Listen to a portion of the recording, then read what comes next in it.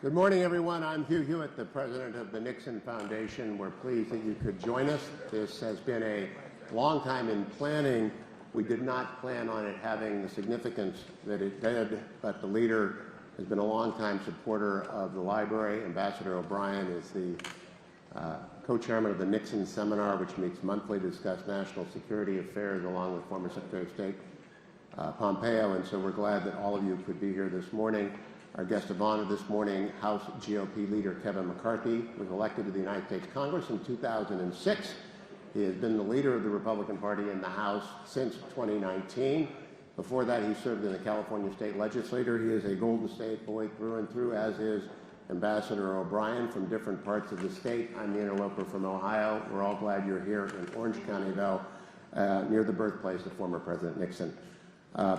Tens of thousands of Americans have been through trauma in the last couple of weeks, and of course 2,400 have died in Afghanistan, tens of thousands wounded, including 13 Marines who lost their lives, sailor and Army as well, who lost their lives in Afghanistan just 2 weeks ago.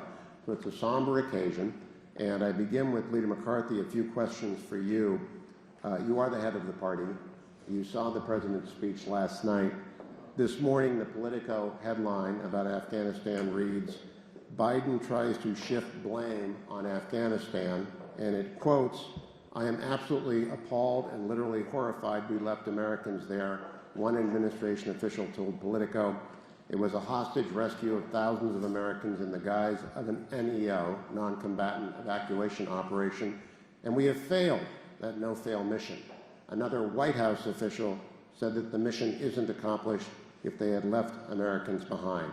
You are the leader of the House GOP, one of the two leaders of the Republican Party in office right now. What is your message to the party in a nonpartisan moment of defeat and retreat and crisis? Well, first of all, thank you very much for having me. It's been a tragic couple weeks. My first message, not just to the party, but to the nation. We have 13 more Gold Star families. We have thousands upon women and men who have served us for the last 20 years in Afghanistan. My first message is to them. Job well done. You did exactly what we asked. You kept us safe for the last 20 years. The decision, what took place within the last month, solely rests on the Biden administration. We now find from this article that they don't support it either. You know, to be a successful president, you have to have the faith, the trust, and the confidence of the American public. I think this president of this last month has lost that in so many different ways. But what we need to do right now and focus, I just came back from D.C. yesterday. I was on the floor hoping, because we had what is called pro forma, that we can take action. We tried this a couple weeks before and the Democrats voted against us. Just 4 simple things that we should focus on. We have a Congressman, Mike Gallagher, who offered the bill. First of all, President Biden early on, just on the 19th, said the mission will not end until every American comes home. Well, that didn't hold true. Earlier in the month, they said there were somewhere between 11,000 to 15,000 Americans, and they tells us they got 5,600 out. But somehow that math equals up to less than 200. What is your plan if you knowingly left by leaving Americans? What is your plan to get all Americans out? That should be everybody's mission. Secondly, what is the accounting of the amount of weaponry we have left the Taliban? We know they now have an air force bigger than 1/3 of every NATO country. As O'Brien likes to say, more Black Hawks than Australia. And they're going to utilize these, or they're going to sell them to our adversaries. Next is no cash for the Taliban. And very last, the big concern that we have, we should not recognize the Taliban. But that's a different thing that I've been hearing.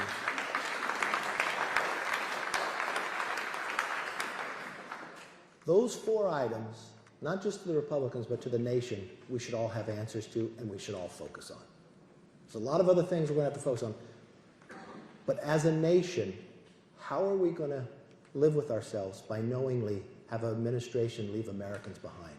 And it's not that Americans didn't want to leave. I can tell you, and young Kim can tell you, and every single member, we were working day and night, even yesterday, even today, where people were going to the airport because the State Department told them to and left them.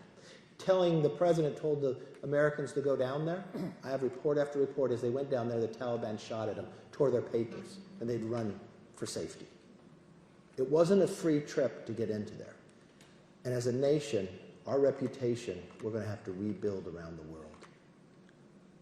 It's not just what happens next week. It's for the next decades, the damage that has been done just in the last month alone.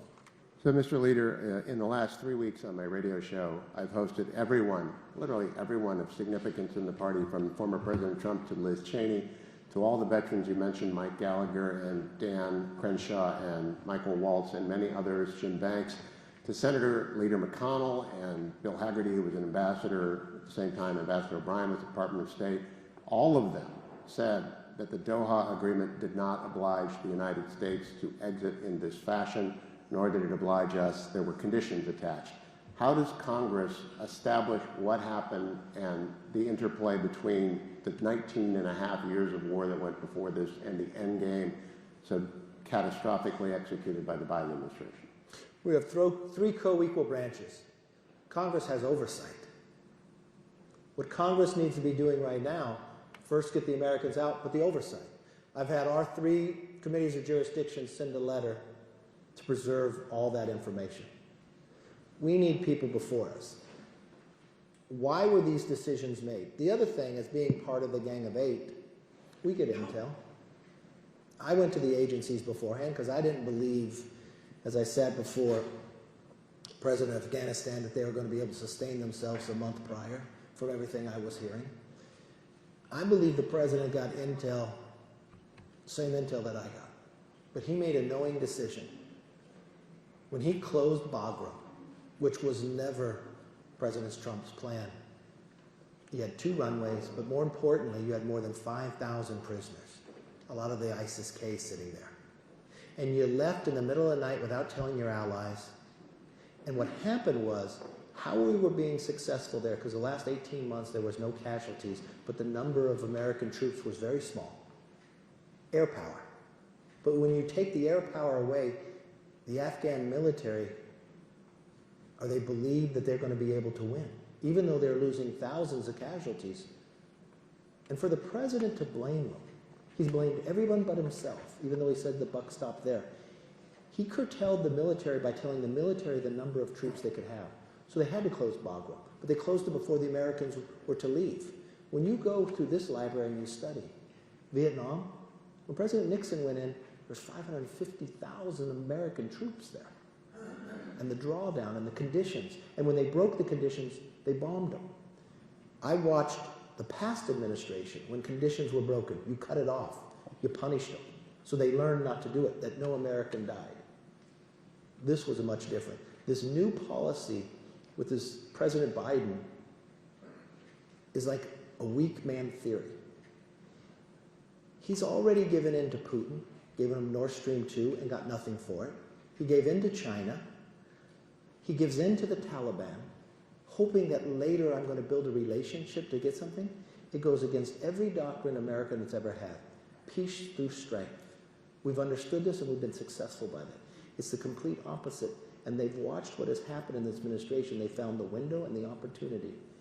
And it put as an embarrassment on the world stage. Ambassador O'Brien, President Trump, former President Trump, former Secretary of State Pompeo, and you have all said on the air to me in the last 2 weeks, the Doha Agreement did not oblige us to conduct ourselves in this fashion.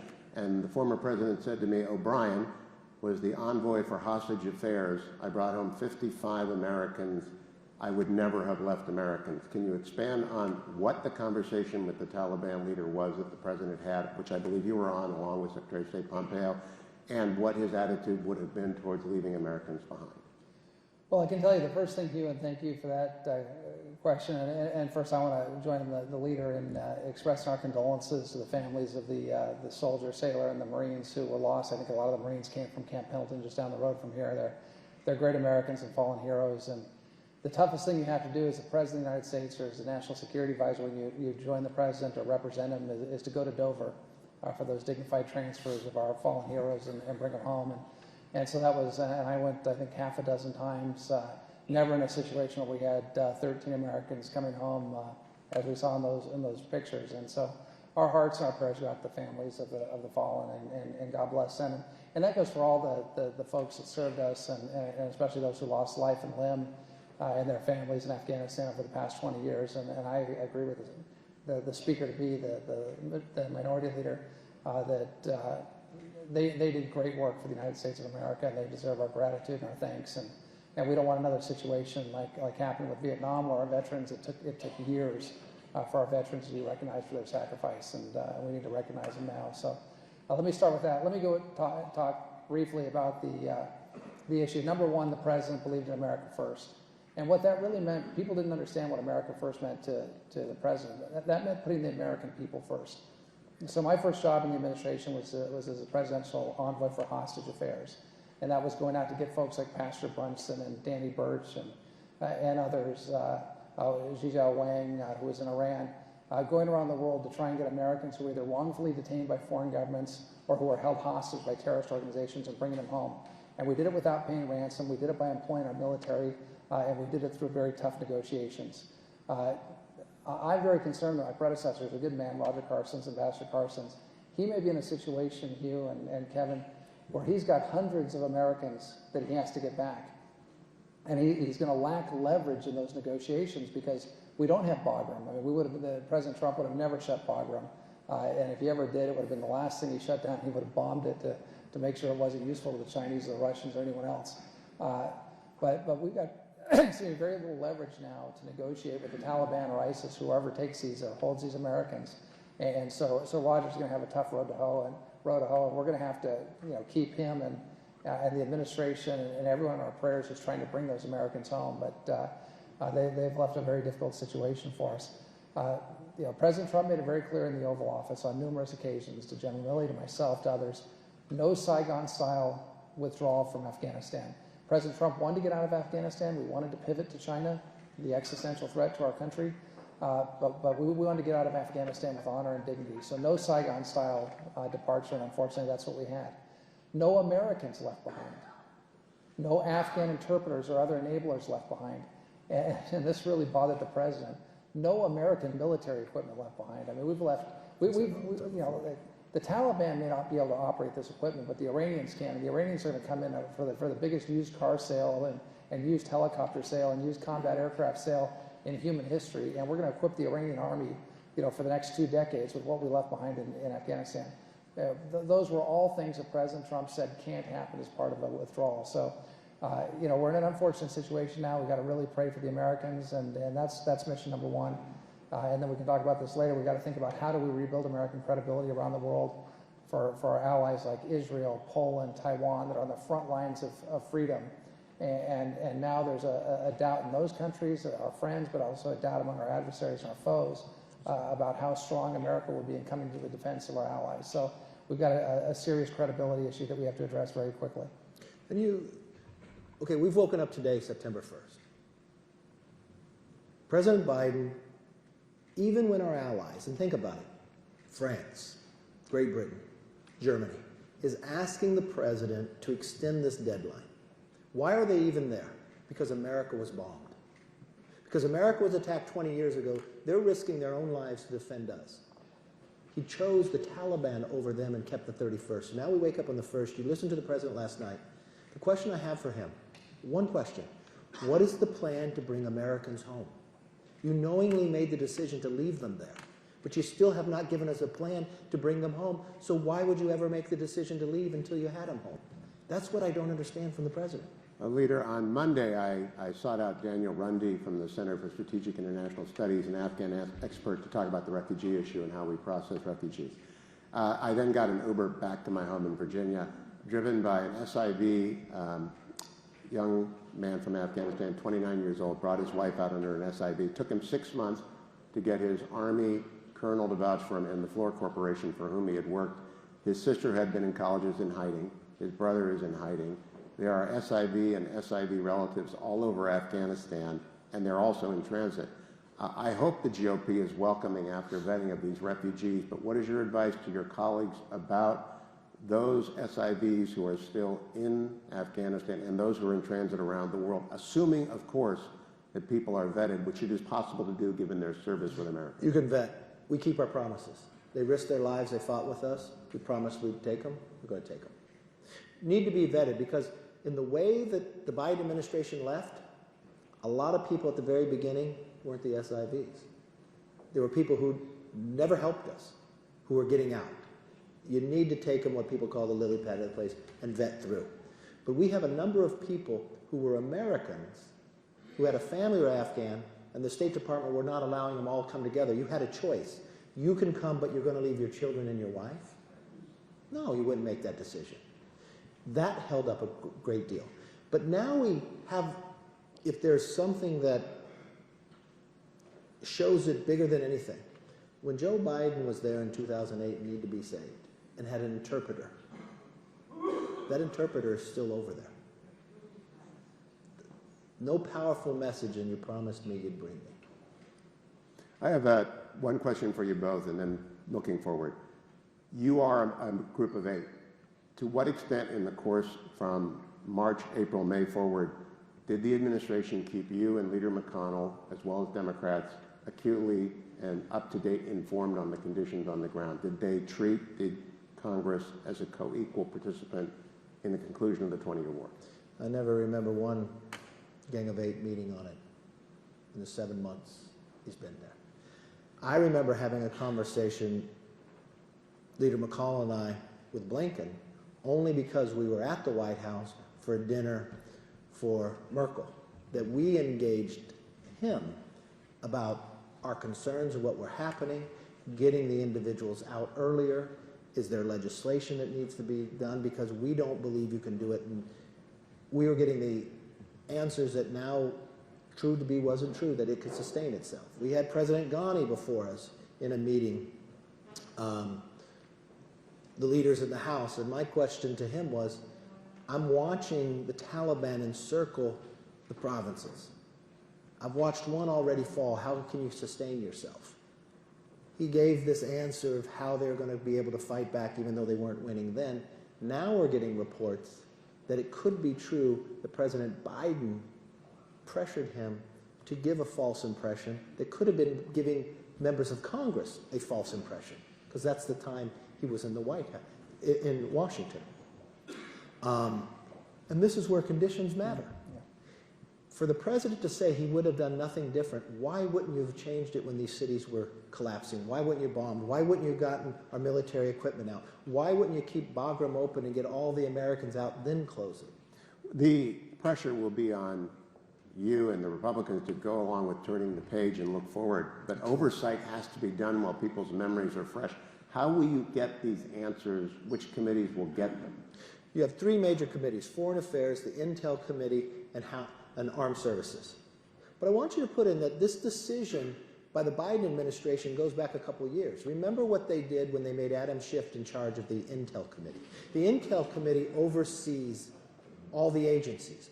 Also, as a co-equal branch, is looking around the world to our challenges of what we're supposed to fund. He made it a political committee. He focused just on impeachment.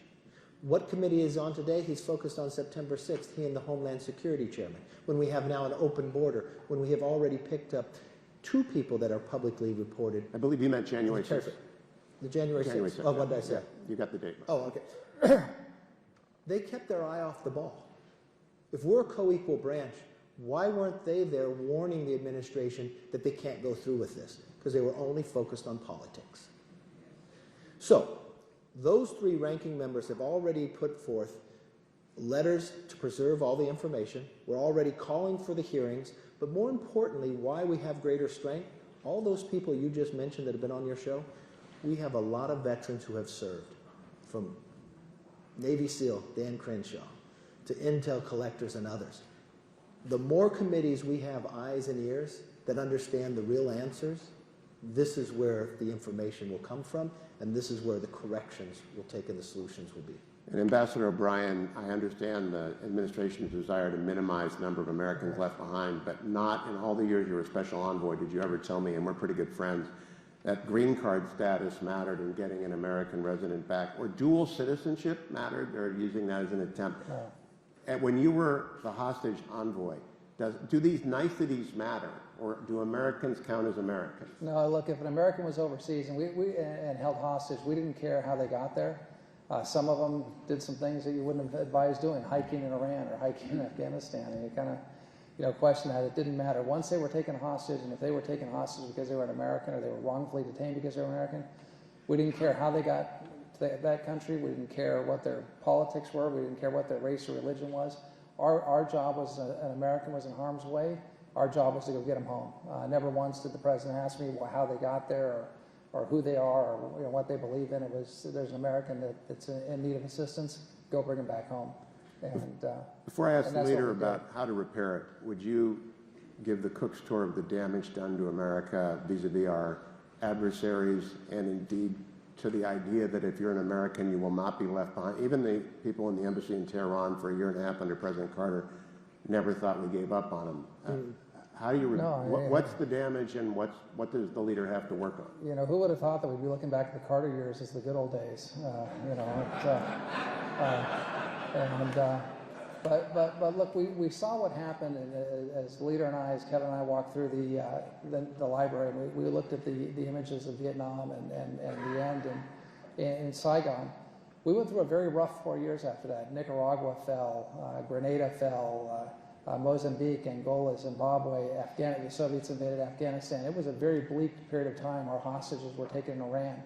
We suffered through 4 very tough years because of the lack of credibility, the lack of a projection of a peace through strength posture to the world.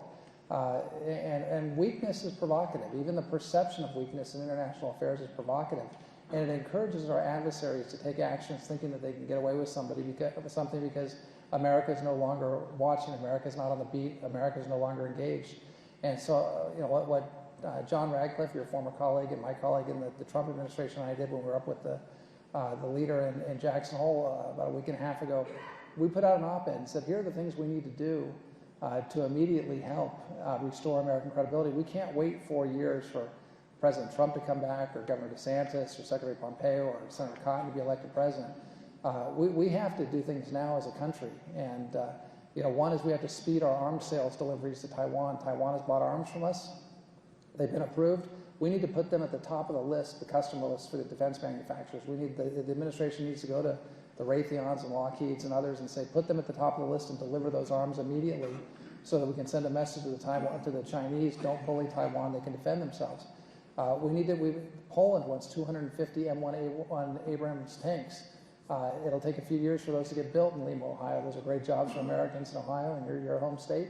But while those tanks are getting built, let's send them 250 tanks out of our depot. We've decommissioned a bunch of our armored cav units.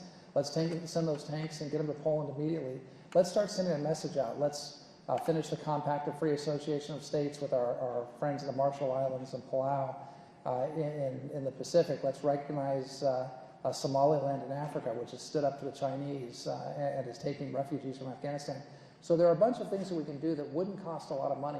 Putting a Coast Guard cutter in American Samoa. Our Democrat friends, and God bless them, they like to talk about protecting Asian Americans and protecting Pacific Islanders. But we have 50,000 Pacific Islanders living in American Samoa on U.S. territory. Their fishing, their historic fishing lands are being ravaged by illegal, unreported, and unregulated Chinese fishing. We don't have a Coast Guard cutter in American Samoa. There's no military or law enforcement presence in American Samoa to protect these Americans. So if you really care about Asians and Pacific Islanders, care about them when they're being attacked by the Chinese and their fishing lands are being destroyed. So there are things that we could immediately do that would cost very little money, but would send a message to the world that notwithstanding the catastrophe that we've just gone through in this debacle that's taken place in Kabul, that America will lead and that we're going to still stand behind our allies. And so those are the sorts of things that again, to the extent they'd listen, Jake Sullivan or Tony Blinken, these are things Republicans will support you on. These are things that are bipartisan. These are things all of America will get behind as we try and repair the damage that's taken place from the last couple of weeks. Leader McCarthy, I want to turn to defense spending. Even before this catastrophe, the Biden administration embarked on a below-inflation defense spending bill, which would have actually resulted in real cuts in amount of defense spending. at the same time that in the last year, President Trump, $2 trillion was spent on COVID. In the first month of President Biden, another $2 trillion was spent on allegedly COVID relief. Now there's $5 trillion more. It's an astonishing amount of money, none of it for defense. What are you going to tell your colleagues about defense spending? Well, we're debating the NDAA right now, and the Republicans there are increasing it. You got to keep up with inflation, but remember, the last time Biden was in the White House, they cut it drastically, and we've been building it back under President Trump. What Ambassador O'Brien just talked about, we now have our own allies questioning us, the UK criticizing us. I've talked to a number of ambassadors who've told us they can't trust us anymore. We've watched what China has said to Taiwan, that America will not be there for you. We watched what Putin from the Baltics, Eastern Europe, they feel an opportunity. They feel a void when they feel weakness, and they took advantage of it. When America asked OPEC to produce more oil and cuts a pipeline in America but gives Russia another one. They watched how we handled ransomware. They watched how we dealt with this. So the days forward are going to be more difficult. A clear message for us would be peace through strength that we did. Peace without freedom is meaningless. What we have to do is not only keep up with inflation, we watched what China has done. China has watched how America fought war. After the Desert Storm, they watched we bring an aircraft carrier 250 miles from you, and we could have air superiority. So they develop a missile to sink aircraft carriers. But now they build islands. They lied to President Obama and said they wouldn't weaponize them, but they pushed us further around and weaponized them. They watch that we use GPS, so they spend a lot of time in space. You know, they've landed on the moon. They've landed on the dark side. We haven't landed on the dark side before. It's difficult. And now they spend a lot of time not just stealing, but building a military. And now they're telling our allies that we won't be there for them. So people question that. It won't just be our allies question it. What about the American men and women who are working in foreign service and somewhere else to say, this is what you did when you promised 2 weeks prior you would not leave, but you did? It puts doubt in a lot of people's minds, which makes it more difficult to do your job. So Congress, being a co-equal branch, should say, we're going to lead. We're going to have oversight. And we're not going to let Nancy Pelosi pick and choose which Republicans could be on the committee. We have military women and men who have served, who understand what is needed. We work with and we build the military that we need. We pivot to the places that we need to push back on. But this $5 trillion is going to break. China and Russia watch that we are going to be weaker in a position to defend ourselves, and the future generations are going to have less opportunity to solve the debt that they created. Let me just jump in one thing on one issue. The Global Times, which is the mouthpiece of the Chinese Communist Party, came out with an editorial aimed at the people of Taiwan. And it said, for the folks in Taipei, look at Kabul. This is your future.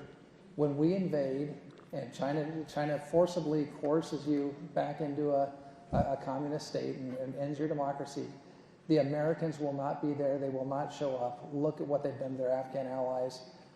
This is your future, Taipei. This is your future, Taiwan. That's a devastating message, and we have to push back on that immediately.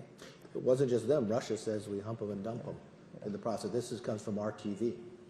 I want to talk to you about the intelligence capacity. My colleague at the Washington Post, Mark Thiessen, quoted the Wall Street Journal this morning as saying 90% of our intelligence gathering capability in Afghanistan has been lost. He used to get a daily brief, used to give the president a daily brief. What does that mean in real terms for what we can see in our over-the-horizon capability to deter al-Qaeda, which is already back, and we've seen the pictures of Osama bin Laden's head of security. Zawahiri will show up pretty soon. What's it mean for our ability to actually execute, even if we've got over-the-horizon capabilities on the correct target? We've seen the tragedy of bad targeting. Look, one of the reasons we were able to get Osama bin Laden, and I give President Obama credit for that. President Biden was against that operation, but President Obama authorized that operation is because we had troops in Afghanistan, and we were able to launch from there to effectuate that successful mission. Look, we have capability. We're going to have some insight into what's happening in Afghanistan. I'm not going to get into the methods of it, but we do have some capability, and we've got some long-range strike capability. But it's incredibly difficult. The hours it takes to fly either an unmanned or a manned mission from The Gulf to Afghanistan is extensive. So, in that time period, targets can move, hostages can be moved if you're trying to rescue them. High-value targets that you want to bring justice to can move. Where you're talking 5, 6, 7 hours to get from the time that the intelligence is collected to being able to execute a strike. So it's much more difficult to engage in counterterrorism from far over the horizon. We're not next door in Pakistan. We're not next door in Iran. We're not next door in China. We're not next door in the stands because President Putin made it very clear to Tajikistan and Uzbekistan and Kyrgyzstan not to host American troops to monitor the situation in Afghanistan there. So we're operating from, it's the tyranny of distance. We're operating from far away. And the other thing that does is that puts our men and women in uniform at extreme risk. It's very hard to operate at that distance over the horizon. If you're sending a bomber or a jet in, you probably don't have search and rescue capability if the pilot has to bail out or the aircraft is hit by an anti-aircraft missile. So it complicates the situation for either CT or for hostage rescue dramatically, not having access to Bagram Air Base. It puts us in a difficult situation. Think of the proximity. You're close to Russia, China, Pakistan. You now have nothing on the ground. If you go to surveil, you got to fly for hours before you get there. So you have less time overhead. You got to react fast. And then the question becomes the human intelligence gathering. We've just built up 20 years of a relationship that was just broken in the last month. I imagine they're more upset with us than probably the Taliban are too. Leader, Ambassador O'Brien's always very careful not to criticize Secretary Blinken or NSA, Jake Sullivan by name, or members of the military by name. But I know that members of the military their morale is very low. I had a Gold Star father, a veteran, call, mentioned his son, Staff Sergeant Robert Miller, 2 days ago from Orlando. I looked it up. Robert Miller is a Medal of Honor recipient for Special Operations Valor, saved his captain and his troops in Afghanistan in 2009, and he is shattered. Lots of people are saying, what did we fight for? I think they did a great service in getting hundreds of thousands of people 20 years of freedom and keeping us safe. But what do you do about the military right now when morale is shot? We've watched the number of suicides. But if you take the hotlines for the veterans, increased drastically in the last month. I serve with a lot of veterans from Afghanistan and Iraq. I was just with Dan Crenshaw yesterday. He lost his eye. He said the last time he was in Afghanistan, he was blind, but he could still hear. And it's just with the emotion of Brian Mass gets up, who lost both his legs and some fingers. I've watched the turmoil for them. Dan will tell you this. For anyone who says we just ended the war, we did not. You just lost the strategic position to help fight it. These people still hate us. They hate our way of life. But now that we departed, we're in a weaker position. But militarily, they're stronger because we just gave them weaponry. And the administration won't even give them the accountability. That's why when I talk to every single veteran, I know what you're probably going through right now and what you're watching. We need to reach out to them. We need them to know they did a job well done. They were successful. We were not attacked for 20 years because of what they accomplished. They did exactly what people have asked. And so when we go back and get the accounting of this, I don't know this to be true, but it sure seems to me the State Department took over. And the military takes orders. The military didn't decide how many people we needed in Afghanistan. The president did. And they had to determine what best to be able to utilize them. Can I get you, Ambassador O'Brien, to expand on this? Because a lot of people watching and in the audience do not understand chain of command. And you were not part of it, but you advised the president who gives direction to the Secretary of Defense, who gives direction to the combatant commander. What is state's role in the exercise of this catastrophe? What happened here? I know you don't like to criticize Secretary Blinken or Jake Sullivan, but where was the fail? It's hard to know, and that's why you're going to have some oversight. And what I've said over the past couple of weeks is there's going to be a lot of time in Washington for the blame game, and we're going to find out what happened, who made the decisions, who made recommendations to the president. But I think President Biden, I think you have to take him at his word. At the end of the day, the buck stops with President Biden. He said that, notwithstanding him blaming other folks, whether it's President Trump or President Ghani or Afghan forces or whoever he's blaming. At the end of his speeches, he always says the buck stops with him, and so he's got to be, he's the one who's accountable for it. But at the end of the day, it's the President of the United States that tells with advice from the Chairman of the Joint Chiefs and General Milley's an advisor. He's not a line commander. With the advice of Jake Sullivan, who again is a staffer, as a National Security Advisor, not a line commander. The President of the United States tells the Secretary of Defense how many troops will be there, and then the Secretary of Defense orders the combatant commander, in this case General McKenzie at CENTCOM, how many troops will be in Afghanistan. As far as the State Department, it does seem that this mission was turned over from the military to state, and when we got down to 600 troops, which was maybe enough, probably not, to secure just the embassy alone, it became a State Department operation. When President Trump left office, when we left office, there were 2,500 American troops in Afghanistan. There were 5,000 NATO troops, because one of the things President Trump insisted on with our allies is that there be burden sharing, that the United States not carry the whole burden of these interventions on our own.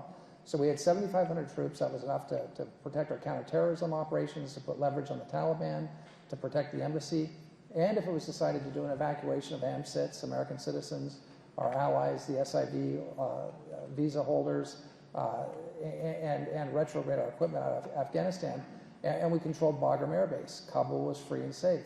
So what you had is that you saw a massive deterioration in the security situation in Afghanistan, and then once Bagram was closed and we lost air support, it was only a matter of time at that point that the Afghan army would realize, hey, it's better for us to cut a deal with the Taliban and save ourselves than to continue to fight without air cover. So,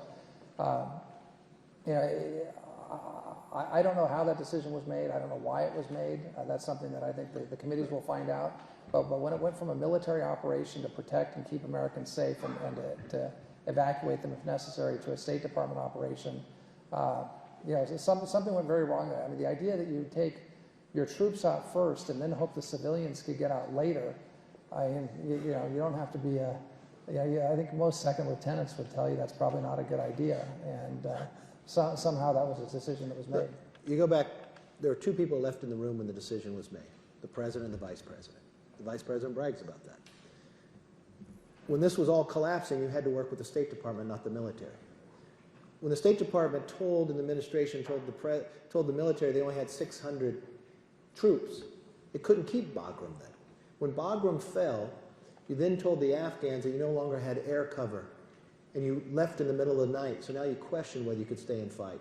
But you had 5,000 prisoners with ISIS-K and others. Now, free around, and there's new weaponry. You had 600 troops to protect our largest embassy in the world. We spent more than $800 million on this embassy. It's one of the largest. That's gone. But the question raises still to this point, what is the plan to get the Americans out? That's the only question that should be for our nation right now. And that should be our entire focus. But you had a Congress controlled by the Democrats and the Senate. Pelosi has the power as the Speaker. They called us back. The UK called back the Parliament, and they worked on getting their citizens out. They only worked on passing about $5 trillion of money that week.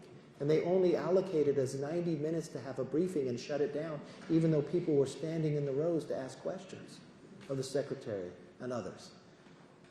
We tried to bring up a pro forma of 4 questions. The plan to get us out, the accounting of our weaponry, no cash, and no recognition.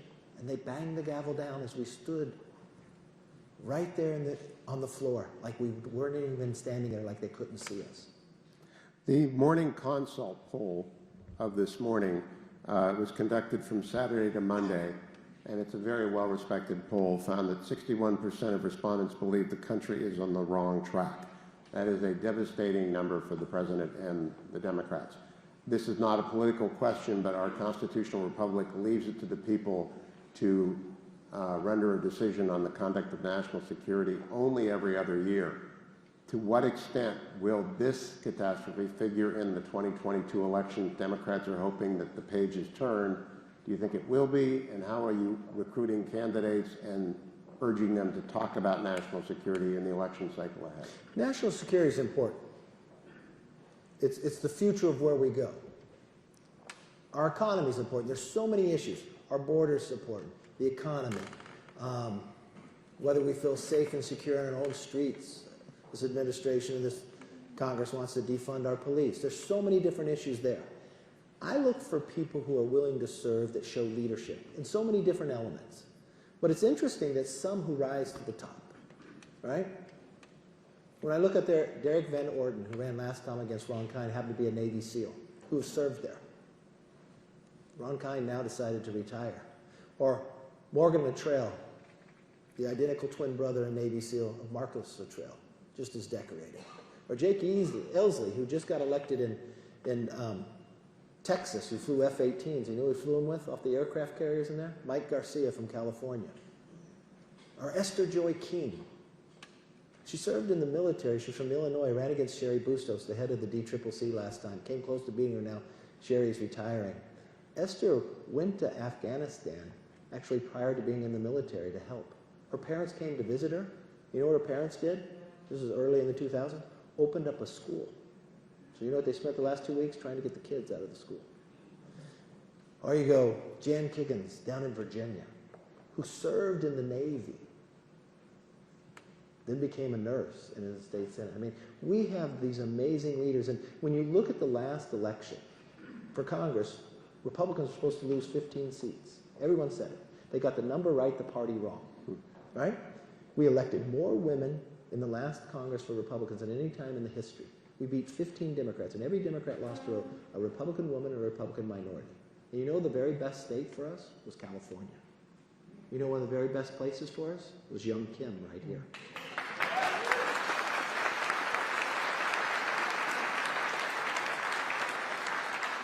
If I was a Democrat, the Republican nominee lost California by 5 million votes. We beat 4 Democrat incumbents. The President Trump lost all 4 districts. 3 of them by double digits. We won in Miami, 2 seats in Miami. Maria Salazar and Carlos Jimenez. Very heavily Democrat seats, but you know what? In that district, there's a lot of people from Cuba, Venezuela, Nicaragua. They understand freedom and socialism. If I can go back to refugees, in 1956, President Nixon greeted the Hungarian refugees from the revolution when he was vice president. After the fall of Cuba, we welcomed Cubans. After the fall of Vietnam, we welcomed Vietnamese. After the fall of Iran, the Iranian diaspora came to the United States. The trouble at the border, where no one is being vetted, is going to influence refugee policy towards this catastrophic collapse. Can you keep those 2 issues apart? Because the border is not secure right now. It's a national security threat. But being welcoming to this refugees is in a tradition that is deeply American. It's deeply American. Remember, I think anyone who worked with us and we made a promise to, we keep that promise. You have to be vetted, though, because of the time and place of how this collapsed. But we have a border that is unsecure. More than 1 million people have already entered illegally this year, 7 months. But the biggest challenge is it wasn't because there's new legislation, it's simply the executive orders and the leadership. And this goes to, remember what Secretary Gates said about President Biden? He's been wrong on most every foreign policy decision for the last 4 decades. But now look at his management. His first major crisis in the administration was the border. He first denied it was a crisis. When it became a crisis, he passed it off to somebody else. We have caught 2 people, that's what you know publicly, that were on the terrorist watch list from Yemen in California. Not on the same day and not at the same place. People know how to come here. More than 100 different countries have been entering in the last 7 months through here. Now you have people who are weaponized, who are out of prison, who are in the Middle East, that know how to get here. That's a concern, and that's a focus we should be upon. But we should separate the 2, because it separates who we are as a nation. Ambassador O'Brien, I want to talk a little bit about the non-availability of President Biden during a crisis. You were in the Oval Office sometimes many times a day, but at Camp David, you always traveled with the president. I've noticed the president is not traveling with a great deal of staff, does not appear to be deeply engaged with his staff when he does so, and is disengaged from the media. You may not have liked President Trump's availability to the media, but it was refreshing What do you think of President Biden's isolation from questions the American people have? Well, listen, it's worrisome, and you know, I'm not at the White House. I don't know what kind of briefings the president and the vice president are getting, or how they're being staffed. But there was that one striking photo of the president at Camp David in the big conference room at Camp David. He was sitting alone, and we would have never let the president sit alone. He would have always had myself or my deputy, or Secretary Pompeo, or Secretary Esper, or later Acting Secretary Miller. In a situation like that, with high stakes, with the credibility of the United States on the line, with American lives and the lives of our soldiers, sailors, airmen, and Marines on the line, the president would always be staffed. He'd have people there to support him, to provide him the information he needed. He looked like he was alone, and I actually felt bad for him that he didn't have people with him. And in fact, when he went back and he came to the White House, I saw when he went back and boarded the helicopter, other than his Secret Service agent, his military aide, and the physician, I didn't see any staff with him on that helicopter ride back. And so I think it's important that the president have the best people around him, that he has the folks with whom he reposes confidence to be there to brief him. But they don't seem to be with him very often, and I think that's a concern. I just want to go back to one thing, and you know, hopefully he's getting the advice. Hopefully he's on the phone a lot with them, and hopefully he's doing secure video teleconferences. I mean, all those things are available. But I'd like to see more staff with the president, making sure. Look, he's our president. He's the president of the United States, and we're going through a heck of a crisis right now. And we've got to keep the president. We've got to keep the leaders in the White House and the leaders in the Pentagon. Whether we disagree with them or not, we've got to keep them in our prayers, because we've got, as Leader McCarthy's pointed out several times, this mission is not over. I mean, we've got hundreds or thousands of Americans, and we've got tens of thousands of our allies that want to get out, that could be subject to kidnapping, to hostage taking, to torture, to death. We need to work on getting them out, and I want to make sure the president gets the best advice and the best staffing he's got that's available to him, and that's something I think we should all want. On the issue of refugees, I just want to do a shout out to a couple of the red states. I saw Oklahoma and then Governor Cox up in Utah have both come out and said, once the folks are vetted, and look, we don't need people that aren't vetted or we don't know their background, but for the folks that we have biometrics on, and we know they worked at the embassy, they were our locally employed staff, our interpreters, those that helped save Americans and fought side by side with us, we need to welcome them here. And by the way, they're going to be great Americans because they know what they're fleeing. Mm-hmm. You know, it's pretty sad to see somebody so desperate to get out of their country that they're willing to climb into a wheel well of a C-17 and die, or to fall off the wing of an airplane as it takes off because they're so desperate to leave. And for all the Blame America First crowd, and for the people that hate this country and you know, claim that we're, as our UN ambassador did, that our founding documents are weaved with white supremacy and that sort of thing. I don't see people at LAX climbing on the wings of airplanes to fly out of this country, or getting to wheel wells to try and escape to Afghanistan or Cuba or Nicaragua or these socialist paradises. You know, we're the greatest country in the history of the world. We're a great country. I mean, you take a look at, you know, Kevin and myself, we're like middle-class Irish kids from egg cities in California, Santa Rosa and Bakersfield. We've got young Kims from an immigrant family. We've got people in this country that have the opportunities that you wouldn't have anywhere else in the world. And it's a great place. And one thing I don't want people to get too depressed about, we're going through a tough time, and our adversaries should understand this. We're going through a tough time right now, and our credibility has been shaken, but we've been through tough times before. We saw it after Vietnam, we saw it after the Iran hostage crisis. But don't ever bet against the United States of America, because we're going to be back, and we're still, as Ronald Reagan used to say, the last best hope of mankind on Earth. And I think that's something we, you know, as depressing as it can get over politics, we got to keep that in mind. And you know, those Afghans who come here and they move to Utah or Oklahoma or Virginia, wherever they're going to live, they're going to become the ones that are fleeing for their lives. They're going to be great Americans. They're going to understand how important it is that liberty and justice for all and individual freedom is. And I think they're going to end up being great Americans, and their kids are going to be great Americans, and we got to welcome them here. As we're running short on time, I want to finish with a focus on the Chinese Communist Party. Mr. Leader, in the summer of 2020, then Secretary of State Pompeo came to the library to announce a policy of distrust but verify, the culmination of a series of 5 speeches the ambassador gave, one in Phoenix, outlining a new policy towards China. This catastrophe has deeply damaged our ability, as has been mentioned, vis-a-vis the Chinese Communist Party and the defense of Taiwan. The new administration came in, cut off an arms sale. They subsequently allowed it to happen to Little Sparta, United Arab Emirates, cut off the Saudi Arabian arms sale, have delayed the Taiwan arms sale. Has anybody talked to you from the White House about what we need to do to reestablish the credibility of the deterrent in the Pacific? Indeed, the Ronald Reagan is off Pakistan now, not in the South China Sea. We have to do some things that are very public right away. You know, as a nation, you want to work together. I'm going to have differences with the administration. But when it comes to putting America on the best footing, we're going to work well together. But they haven't come to us at all. I've reached out numerous times. I literally went to the Speaker of the House, Nancy Pelosi. We're in the 75th anniversary of Normandy. When you walk and you look at those gravestones and you see the ages of the number of Americans who gave their life, and you wonder, what could we have done as a nation prior to that they would not have to die? And looking forward, what could we do that we wouldn't put ourselves in that position again? And I asked, could we put a committee together to deal with China? To look at, not just from a military point of view, from an agriculture, from aerospace, from every part of being, and make it an equal number of Republicans and an equal number of Democrats. It took me 8 months, I finally got them to agree. We selected who was going to be on it. We had the Washington Post come in and actually interview to be able to put the article out. And the night before we were going to announce it, they backed away.